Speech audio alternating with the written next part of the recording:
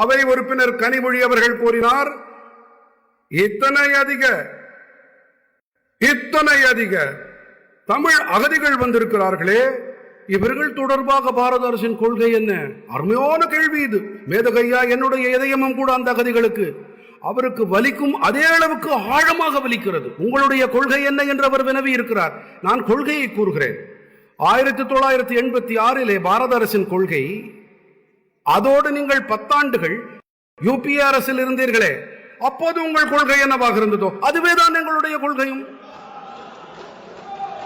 அவர்கள் 74 இருந்து வந்திருக்கிறார்கள். 10 ஆண்டுகள் வரை தயாநிதிஜியும் அமைச்சராக இருந்தார், பாலுஜியும் அமைச்சராக இருந்தார். ஒன்றுமே செய்யவில்லை. ஆனால் நீங்கள் என்ன செய்கிறீர்கள் என்று எங்களிடம் கேள்வி கேட்கிறீர்கள். நீங்கள் செய்திருந்தால் எங்களுக்கு வாய்ப்பே வந்திருக்காது. மேதகையா, தமிழ் அகதிகள் விஷயத்திலே நாங்கள் கால் புள்ளி முழு புள்ளியை கூட மாற்றவே இல்லை. எந்த அரசிலே டிஎம்கே அங்கம் வகித்தார்களோ அதே கொள்கையை நாங்கள் படியெடுத்தது போல் பின்பற்றி வருகின்றோம். மாற்றம் ஏதும் செய்ய வேண்டும் என்றால் எனக்கு கடிதம் எழுதுங்கள், நாங்கள் பரிசீலிக்கிறோம். மேதகையா, என்னிடம் இதுவரை இந்த டிஎம்கேவின் அனைத்து எம்பிக்களும் 4 முறை பல்வேறு காலங்களில் சந்தித்தார்கள். ஒன்றில் கூட தமிழகதிகள் பற்றி பேசவில்லை. ஆனால் கூறுவதோ ஏதாவது செய்யுங்கள். நான் தான் கூறினேனே, நல்லதாக இருக்கும் என்றுதான் உங்களுடைய கொள்கைப்படி நடக்கிறோம்.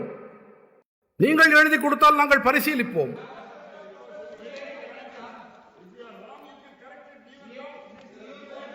ஆனால் நீங்கள் தவறு செய்திருக்கிறீர்கள் என்று ஒப்புக்கொள்கிறீர்கள் தானே?